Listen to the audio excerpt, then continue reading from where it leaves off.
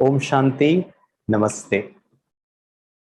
प्रजापिता ब्रह्मा कुमारी ईश्वरीय विश्वविद्यालय के Rajyoga education and research foundation के स्पोर्ट्स विंग के इस ई कॉन्फ्रेंस में आप सभी का बहुत बहुत स्वागत है।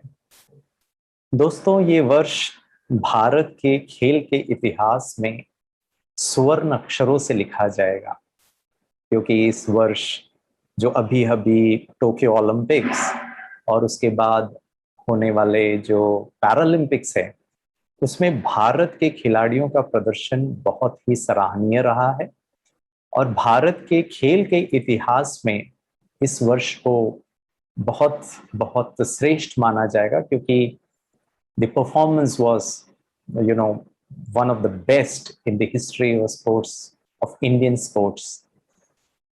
और इस सुनहरे प्रदर्शन के लिए ब्रह्मा कुमारी की तरफ से और मेरे तरफ से उन सभी खिलाड़ियों का जिन्होंने उसमें पार्टिसिपेट किया, मेहनत की और भारत का तिरंगा को ऊंचा रखने में जो भरपूर प्रयास किया, उसके लिए उन सभी को बहुत बहुत बधाई है। और दिल की गहराई से सबको कंग्रेचुलेशंस है। सिर्फ खिलाड़ियों को ही नहीं, उनके परिवार, उनके जो कोचेस हैं, जो उनके जो ट्रेनर्स हैं, सभी को बहुत बहुत मुबारक है। तो दोस्तों, कितनी खुशी होती होगी किसी खिलाड़ी को जब वो कोई गेम को जीतता है, या स्वर्ण पदक हो या सिल्वर मेडल या ब्रॉन्ज मेडल। वो जब जीतता है तो उसकी खुशी का कोई ठिकाना नहीं होता है। लेकिन उस जीत के पीछे का जो रहस्य है, उसके पीछे की जो कड़ी मेहनत है, उसके पीछे का जो तपस्या है, उसके पीछे का जो त्याग है, उसको भी हमको थोड़ा सा समझना पड़ेगा। और जो लोग, जो खिलाड़ी इन बातों को समझ जाते हैं, उनके लिए जीतना बहुत आसान हो जाता है। और मैं समझता हूं कि शायद इस संसार में हर व्यक्ति की कोई भी क्षेत्र में हो, वो जीवन में अवश्य जीतना चाहेगा। We all want to win in life, be it sports or any other field.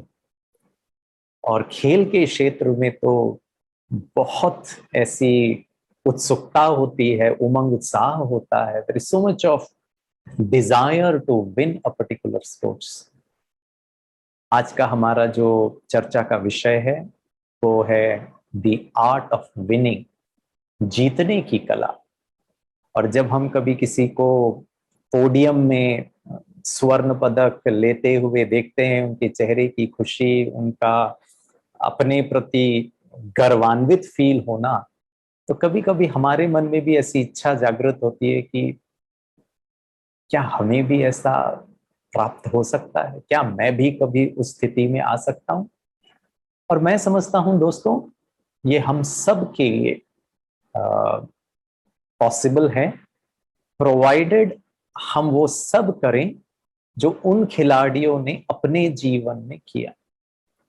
अर्थात जो सफल खिलाड़ी हैं, जो सक्सेसफुल हैं, जो वर्ल्ड फेमस स्पोर्ट्स पर्सनालिटीज हैं, उन्होंने अपने जीवन में से क्या कुछ किया जिसकी वजह से वो सफलता की सीढ़ी पर बहुत आसानी से चढ़ पाए।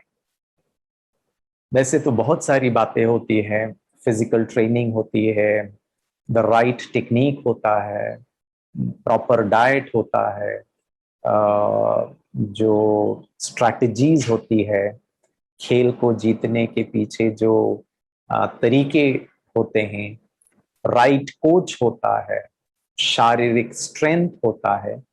इन सब के साथ एक जो चीज है जो बहुत ही इम्पॉर्टेंट है, और जिस पर आजकल के जमाने में इसको बहुत ज्यादा प्राथमिकता दिया जा रहा है, वो है मेंटल टफनेस, मन की शक्ति। मन कितना सशक्त है, मन कितना स्ट्रांग है, इस पर बहुत ज्यादा फोकस किया जाता है। और ये मेंटल टफनेस क्या है? ये ए सेट ऑफ हमारी आंतरिक कैरेक्टरिस्टिक्स कहो, हमारी एबिलिटीज कहो, हमारी ट्रेड्स कहो, हमारी विशेषताएं, हमारे गुण, हमारी भावनाएं, हमारा बिहेवियर, हमारी आदतें, अगर ये सब सही है, ये सब पॉजिटिव है, ये सब शक्तिशाली है, तो ये सबको मिलाकर हम कहते हैं कि यह व्यक्ति जो है मेंटली टफ है, इसका मनोबल बहुत अच्छा है। और आज जो हम आर्ट ऑफ विनिंग के बारे में चर्चा कर रहे हैं, आज हम विशेष तौर पर 5 ऐसी बातें, आंतरिक बातों को समझने का प्रयास करेंगे, जिसको हम अगर धारण कर लें तो हमारे लिए जीत बहुत आसान हो सकता है, बहुत सहज हो सकता है, और हम अपने आप में बहुत फुलफिल्ड, मीनिंगफुल, और जीवन का जो उद्देश्य है, वो खुशी, वो शांति, उसको हम अनुभव कर सकते हैं। तो दोस्तों चलते हैं ये 5 विशेष बातों को समझने के लिए, जिसको ही मैं 5 कला कहता हूँ या आर्ट कहता हूँ, जिसको प्रैक्टिस करके, धारण करके हमारे लिए विनिंग बहुत आसान हो गया, road to success becomes very clear. पहला जो कला है दोस्तों, कला कहो, विशेषता कहो, आंतरिक शक्ति कहो, वो है सेल्फ कॉन्फिडेंस। सेल्फ कॉन्फिडेंस का अर्थ सिंपल भाषा में वो है स्वयं का, स्वयं के ऊपर संपूर्ण विश्वास। उसको दूसरी भाषा में हम कहते हैं आत्मविश्वास। आत्मविश्वास अर्थात मुझे ये विश्वास है कि जीत मेरी ही होनी है। मैं ऑलरेडी जीता हुआ हूं, किसी भी प्रकार का शक या किसी भी प्रकार का डाउट या किसी भी प्रकार का संदेह नहीं। Yes, I am the winner and I shall definitely win, come what may. आत्मविश्वास का एक दूसरा पहलू भी है। अगर किसी कारण कोई चैलेंज आया, कोई ऐसी घटना हुई या ऐसा कोई परिणाम आया, उस समय या खेलते हुए भी ऐसी कोई बातें, कोई चैलेंज अगर आता है, तो भी उस परिस्थिति को विश्वास के आधार से सामना करना, घबराना नहीं, परेशान नहीं होना, उस समय उस परिस्थिति के वशीभूत नहीं हो जाना।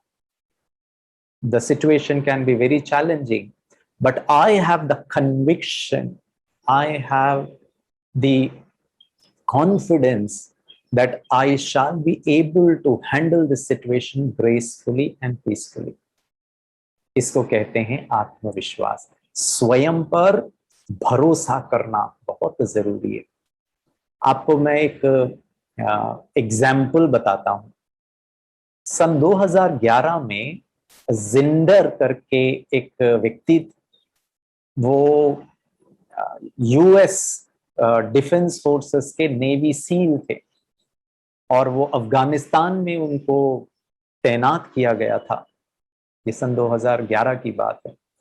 और एक बार एक आईईडी एक्सप्लोजन में, एक बॉम्ब ब्लास्ट में उनकी आंखों की दृष्टि चली गई और वो नेत्रहीन हो गए।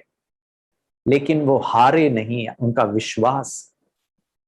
और क्योंकि अब वो ड्यूटी नहीं कर सकते थे आर्मी की, उनके जो डिफेंस फोर्सेस की, तो वो वापस अपने देश में आकर उन्होंने स्विमिंग करना शुरू किया।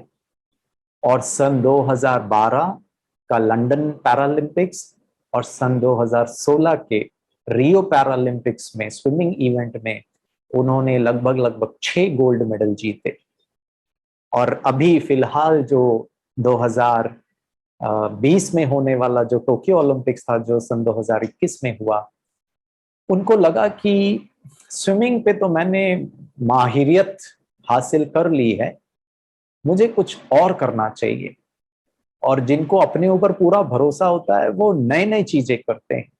और उन्होंने सोचा कि स्विमिंग के साथ क्यों नहीं मैं ट्रायथलन, एक प्रकार का स्पोर्ट्स होता है, उसमें दौड़ना भी पड़ता है, साइकिलिंग भी करनी पड़ती है और स्विमिंग भी करना पड़ता है। उसमें बहुत ज्यादा एनर्जी और एंड्योरेंस और शक्ति की आवश्यकता होती है।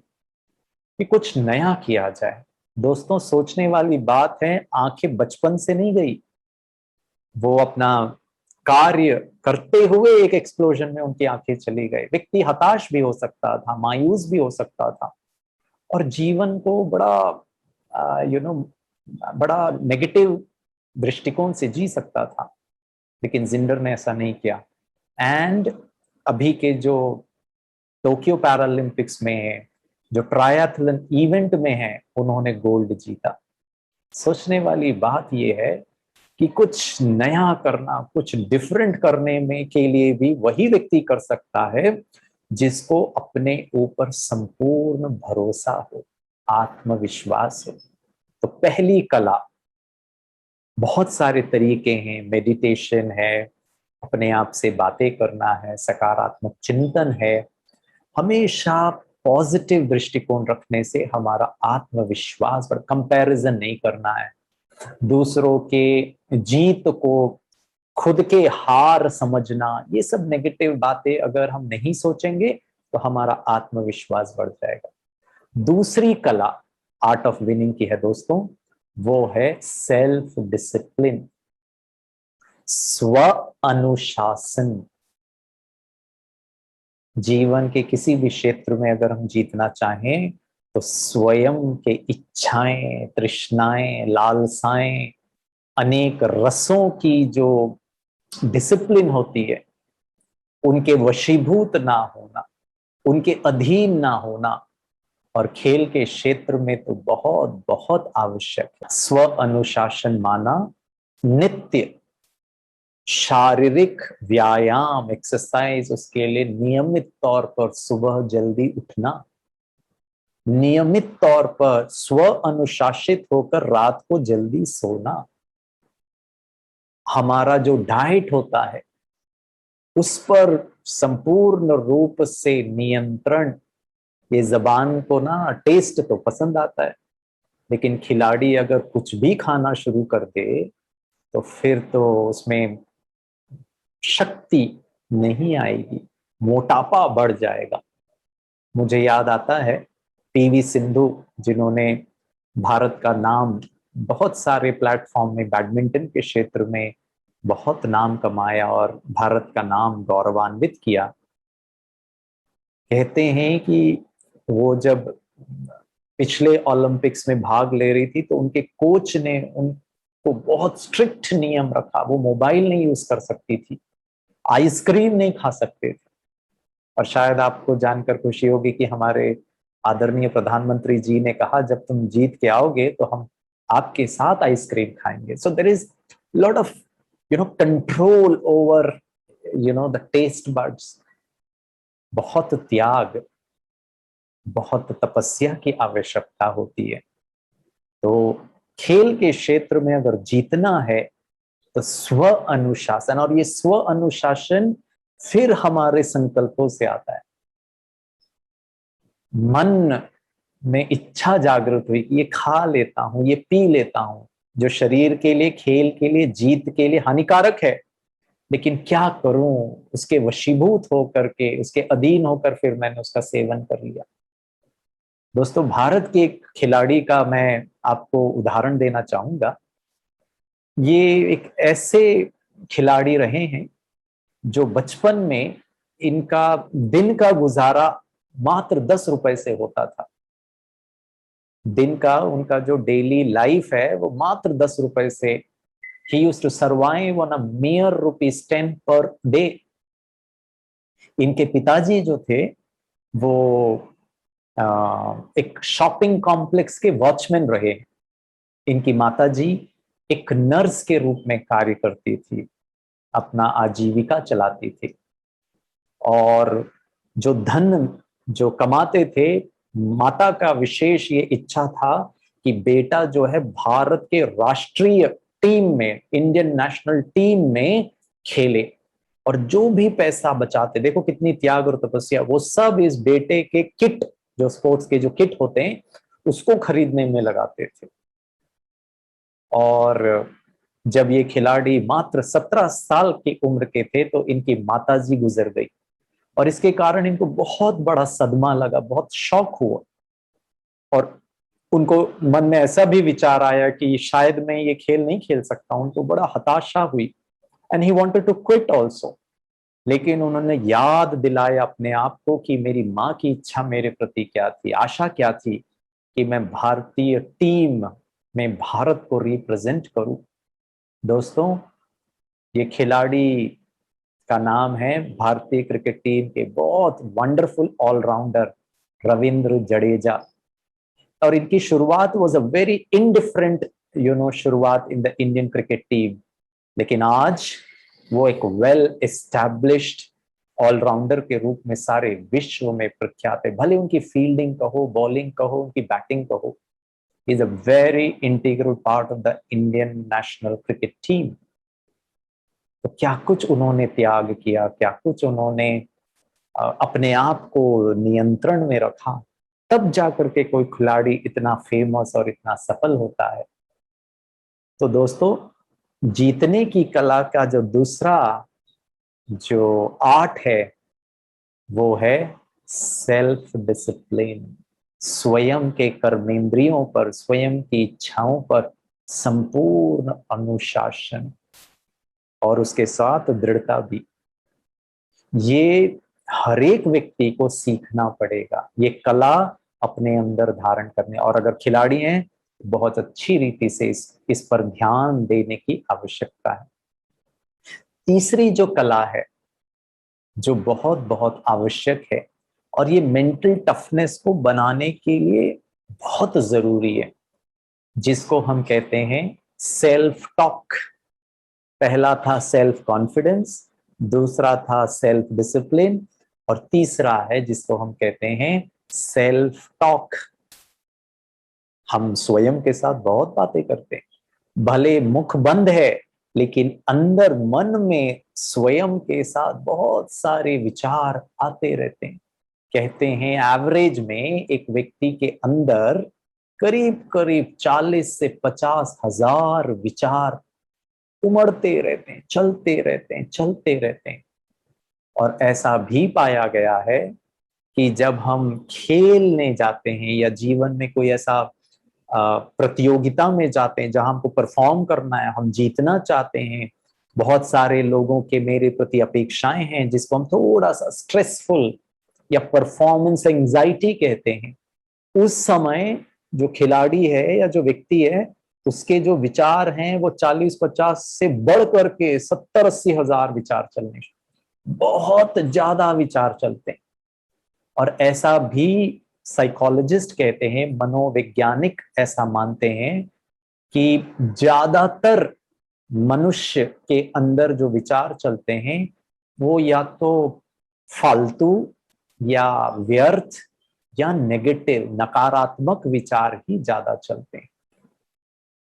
तो मेरा स्वयं के साथ बातें करने का विधि क्या होना चाहिए? स्वयं के साथ अच्छी बातें करें, पॉजिटिव बातें करें, उमंग उत्साह वाली बातें करें। और कभी कभी हम दूसरों को तो बहुत अच्छी बातें बताते, अरे चिंता नहीं करो, एक बार अगर रिजल्ट ठीक नहीं आया तो मेहनत करो, अगली बार आप अवश्य जीतेंगे। ऐसे हम दूसरों को कहते हैं, लेकिन जब खुद के बारे में बात आती है तो हम खुद के साथ ऐसा नहीं कर पाते। हम खुद को नहीं कह पाते नहीं नहीं गिरीश, तुम बहुत अच्छे हो, तुमने भरसक प्रयास किया, और मेहनत करो, पता करो कि कहाँ क्या कमी पेशी रह गई, उसको कैसे हम समाधान करें, वो प्रॉब्लम को कैसे हैंडल करें, कोच के साथ बात करो, अच्छे विचार करो। ये सब हम अपने साथ नहीं करते, और हम तो कहते हैं अपने आप से, क्या किस्मत है, कितनी मैंने मेहनत की। वो दूसरा तो बिल्कुल मेहनत नहीं करता है, वो तो ज्यादा प्रैक्टिस भी नहीं करता है, उसने तो इतना अच्छा परफॉर्म कर लिया, कोच उससे कितने खुश है, मैं उससे ज्यादा डबल मेहनत करता हूँ, लेकिन मेरा भाग्य ही ऐसा है, भगवान मेरे पे खुश नहीं है। खुद को हम, क्या कहूं मैं, कोसते हैं, गिल्ट में आते हैं, खुद का इंसल्ट करते हैं, खुद को प्यार नहीं करते। और ये सेल्फ टॉक मेंटल टफनेस के लिए बहुत जरूरी है। क्यों? क्योंकि जैसा हम सोचेंगे वैसा हम बनते हैं। दोस्तों आपको मैं उदाहरण देता हूं, आपने ये बहुत famous international basketball player Michael Jordan का नाम तो सुना ही होगा। और अगर आप उनके बारे में थोड़ा सा जानकारी प्राप्त करें तो आपको पता चलेगा, वो कहते हैं I missed 9,000 shots in my entire sporting career. 9,000 बार मैंने बॉल को बास्केट में नहीं डाल पाया। आई लॉस्ट 300 गेम्स, 300 बार वो गेम हारे। और कहते हैं 26 बार people trusted him to take the winning shot, मतलब लास्ट शॉट अगर वो पॉकेट कर देंगे तो मैच जीत जाएंगे। और सब लोगों ने उन पर भरोसा किया कि आप करो क्योंकि आप बहुत अच्छे खिलाड़ी हो। 26 times he missed when people trusted him to pocket the winning shot। और 26 बार जब उन पर विश्वास करके उनको बॉल दिया गया कि आप थ्रो करो और बास्केट करो, 26 बार वो नहीं कर पाए। एंड माइकल जॉर्डन कहता है I failed, I failed, I failed, I failed, and I failed. And that is the reason I'm successful. हारा, हारा, हारा, और वो हार उनके जीवन के सफलता का आधार बना। सोचिए दोस्तों, हारने के बाद भी माइकल जॉर्डन यहां से नहीं हारे। हाँ, लोगों के लिए टूर्नामेंट के हिसाब से, न्यूज़पेपर जानकारी के हिसाब से वो टूर्नामेंट हार गए, लेकिन आंतरिक वो अपने आप को उन्होंने कभी नहीं माना कि मैं हार गया हूं। उन्होंने उसको कैसे इससे मैं सीखूं। हारा मतलब जो गलतियां की, जो कमी पेशी रही, उसको ध्यान में रखते हुए खुद का उमंग उत्साह बढ़ा के, आत्मविश्वास बढ़ा के, खुद को मोटिवेट करा के, खुद को इंस्पायर करके, खुद से प्यार से बात करके, खुद के साथ एक सुंदर मित्र बन करके उन्होंने अपने आप को, कहते हैं बास्केटबॉल के क्षेत्र में ही इज अ लेजेंड, बहुत प्रख्यात खिलाड़ी बन गए। दोस्तों कितनी सुंदर बात है, स्वयं के साथ सकारात्मक बातें करना, ये सीखना पड़ेगा, इसका अभ्यास करना पड़ेगा। और जो ब्रह्मा कुमारी इस राजयोगा मेडिटेशन सिखाती है, इसमें ये सब बातें सम्मिलित हैं। खुद के साथ अपने स्वमान को, अपने सेल्फ एस्टीम को, अपने सेल्फ रिस्पेक्ट को, I am good, I am hardworking, I am passionate, I love my sports, I am fulfilled, I enjoy playing this sports। ये सब सकारात्मक चिंतन है। आपका वैसे ही शरीर और मन दोनों सशक्त हो जाएगा। तो तीसरा आर्ट था सेल्फ टॉक। चौथा बहुत जरूरी है, जिसको हम कहते हैं पैशन, मतलब एक जुनून, एक लगन, एक उस खेल के प्रति जो निष्ठा हो। सिर्फ छोटे से लाभ के लिए, छोटे से मतलब के लिए या स्वार्थ के लिए कि मैं फेमस बन जाऊं, मेरे को गोल्ड मेडल मिल जाए, मैं आगे बढ़ जाऊं, मैं बहुत धन कमाऊं, नहीं। I am playing this sports because I love it, this is my life. अर्थात उनका उठना बैठना, खाना पीना, सोने, हर समय संकल्प में खेल खेल खेल और खेल, हमेशा उनके चिंतन में खेल के प्रति। इसको हम कहते हैं जुनून या वो नशा। और जब तक ये पैशन अंदर से नहीं आएगा, निस्वार्थ।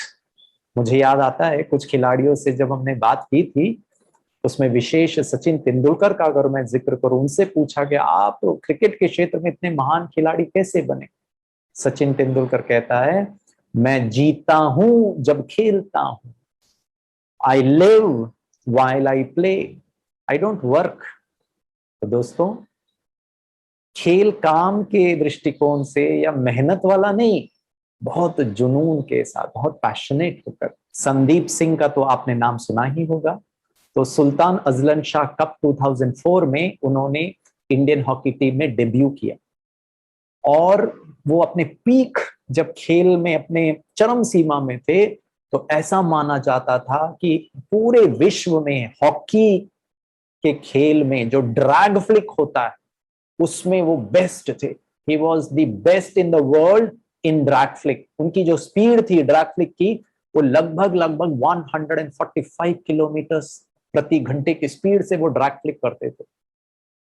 और 22 अगस्त 2006 में जब वो शताब्दी ट्रेन से जो भारतीय हॉकी टीम 2 दिन के बाद जर्मनी जाने वाली थी वर्ल्ड कप के लिए, तो 22 अगस्त सन 2006 में शताब्दी ट्रेन में कोई घटना घटी और उस एक्सीडेंटल गन शॉट में उनको बहुत गंभीर चोट आई और वो पैरालिटिक हो गए। 2 साल संदीप सिंह व्हीलचेयर पे थे। सोचिए दोस्तों, विश्व का बेस्ट ड्रैग फ्लिक प्लेयर और ऐसी अनहोनी घटना जिसकी वजह से वो व्हील चेयर पे। लेकिन 2 साल के बाद he had a glorious comeback और वो वापस भारतीय क्रिकेट टीम, भारतीय हॉकी टीम में आए और उन्होंने बहुत अच्छा प्रदर्शन किया। क्या उनका जुनून और जज्बा रहा होगा अपने खेल के प्रति कि ऐसी दुर्घटना के बावजूद वो मन से नहीं हारे, वो मन से हताश नहीं हुए और मन में उनके अभी भी मनोबल था जिसकी वजह से वो फिर भारतीय हॉकी टीम में वापस आए और उन्होंने बहुत वंडरफुल योगदान दिया। ये था चौथी कला जिसको हम कहते हैं पैशनेट होना बहुत जरूरी है। और पांचवी कला है जिसको हम कहते हैं फोकस। कोई डिस्ट्रैक्शन नहीं, अपने गोल के प्रति कंप्लीट एकाग्रता और सिर्फ वही हमारे दृष्टि में, कोई भटकाव नहीं, कोई मन की चंचलता नहीं, कोई डाउट नहीं। जीवन के प्रति भी, अपने खेल के प्रति भी, खेलते समय भी खुद के काबिलियत पर कोई डाउट नहीं। इतना क्लियर, इतनी एकाग्रता, जैसे कि उनको स्पष्ट, जिन लोगों को ये फोकस होता है ना, उनको स्पष्ट नजर आता है कि मैं यहां पहुंचने वाला हूं और कैसे पहुंचूंगा, उसके लिए क्या करना है, वो बहुत क्लियर होता है दोस्तों। फोकस होना बहुत जरूरी है, जिसको हम दूसरी भाषा में एकाग्रता भी कहते हैं, जिसका कंसंट्रेशन पावर। खेल रहा है खिलाड़ी लेकिन मन में दुविधा चल रहा, क्या होगा, अभी तो मैं हार रहा हूं, जीत पाऊंगा क्या? अगर मन में ये आ गया, मन के हारे हार, मन के जीते जीत। इसीलिए मन की एकाग्रता, मन का चंचलता या मन का चलायमान होना या मन में बहुत सारे विचार का जो तूफान है, उससे स्वयं को बचाना बहुत बड़ी कला है।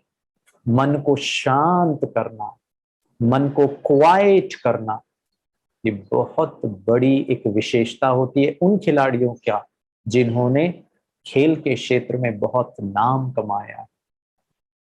तो दोस्तों, फोकस होना बहुत जरूरी है और इसके लिए मेडिटेशन करना अति आवश्यक है।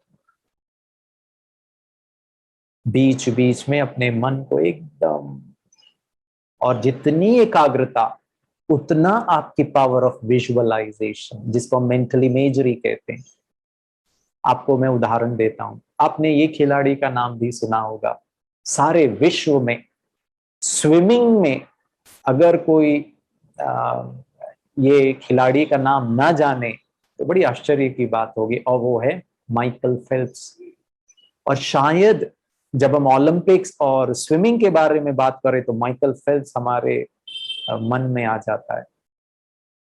स्विमिंग के क्षेत्र में लोग ये विश्वास नहीं कर पाते हैं या कभी नहीं कर पाए कि एक ओलंपिक्स के स्विमिंग इवेंट में 8 मेडल शायद कोई जीत नहीं सकता। And Michael Phelps has that wonderful क्या बोलते हैं credit that he won almost around 8 medals in one Olympics। ये कोई नहीं कर पाया। और ओलंपिक्स में सबसे ज्यादा जो मेडल्स किसी ने जीता है सिंगल पर्सन 4 ओलंपिक्स में, वो भी माइकल फेल्प्स के नाम पे ही दर्ज है। लेकिन दोस्तों, आपको बड़ा आश्चर्य होगा कि माइकल फेल्प्स बचपन से, एक बीमारी है जिसको ADHD कहते हैं, ये हाइपर सेंसिटिव डिसऑर्डर है। और माना जाता है कि जिन लोगों को, those people who have ADHD, they suffer from a short span of attention, impulsivity, और उनके अंदर बहुत ज्यादा रेस्टलेसनेस, वो एक जगह बैठ नहीं सकते, बहुत इंपल्सिव होते हैं, बहुत शांत और बहुत फोकस नहीं हो पाते। लेकिन एडीएचडी वालों की एक पॉजिटिव साइड भी है कि उनके अंदर एक ऐसी एबिलिटी होती है कि जो चीज उनको अच्छा लगता है ना, उसमें हाइपर फोकस भी होता है। मतलब बहुत ज्यादा, टू मच ऑफ फोकस, अगर उनको वो चीज पसंद आता है तो माइकल फेल्प्स ऐसा कहते हैं, माइकल फेल्प्स ने ये जो एडीएचडी बीमारी की जो नेगेटिव बातें हैं उसको धारण नहीं किया, उसकी जो एडीएचडी की जो पॉजिटिव्स है उसको अपने जीवन में यूज किया, और उसकी वजह से उन्होंने स्विमिंग के क्षेत्र में अपना हाइपर फोकस, इतना ज्यादा अटेंशन दिया कि वो इतने वंडरफुल खिलाड़ी बन गए, जो ऐसे ऐसे रिकॉर्ड उन्होंने अपने नाम पर दर्ज किया जो किसी ने नहीं कर पाया। और कहते हैं 7 साल की उम्र में, जब वो छोटे बच्चे थे, तब से उन्होंने मेंटल इमेजरी, तो चित्रीकरण करते थे पहले से ही, जो होने वाली घटना है या होने वाली अप्रिय घटना को मन में देख लेते थे, और उस घटना से कैसे उभरना है वो भी मेंटली